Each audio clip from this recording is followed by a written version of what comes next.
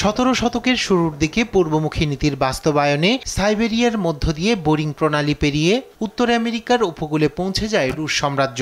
এখনকার যে আলাস্কা যুক্তরাষ্ট্রের একটি অঙ্গরাজ্য, সে সময় তা ছিল রাশিয়ার অংশ। কালের বিবর্তনে একসময় যুক্তরাষ্ট্রের হাতে আসে এই আলাস্কা। তবে মস্কোর বিরুদ্ধে কোনো যুদ্ধ নয়, রক্তপাত নয়, পুরোপুরি শান্তিপূর্ণ প্রক্রিয়ায় এই খনিজ সম্পদে ভরপুর আলাস্কা যুক্তরাষ্ট্রের কাছে বিক্রি করে দেয় রাশিয়া। 1853 সালে উসমানিয়া সাম্রাজ্যের সঙ্গে ক্রিমিয়া যুদ্ধে জড়ায় জার শাসিত রাশিয়া।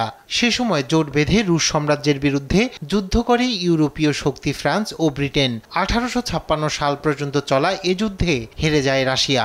সাম্রাজ্য ও বাণিজ্য বিস্তারের জন্য আলাস্কায় অবস্থান পোক্ত করেছিল দেশটি। তবে দুর্গম ও প্রতিকূল আবহাওয়ার কারণে খুব কম সংখ্যক রাশিয়ান সেখানে করেছিলেন বসতি।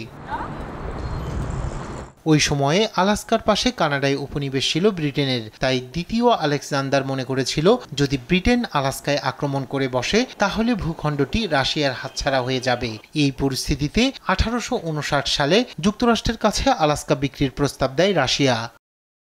আমেরিকান গৃহযুদ্ধ শুরু হলে আলাস্কা বিক্রির প্রস্তাব নিয়ে রাশিয়া ও যুক্তরাষ্ট্রের মধ্যে শুরু হয় আলোচনা। 1867 সালের 30 মার্চ মাত্র $72 লাখ আলাস্কা কিনে নেয় যুক্তরাষ্ট্র। সেই হিসেবে প্রতি একর জমির দাম পড়েছিল মাত্র 2 সেন্ট। প্রায় এক শতাব্দী পর 1959 সালের 3রা জানুয়ারি যুক্তরাষ্ট্রের 49তম অঙ্গরাজ্যের মর্যাদা পায় প্রাকৃতিক সম্পদে ভরপুর এ অঞ্চলটি। রায়হান কবি শুভ্র, নিউজ ডেস্ক, দেশ টিভি।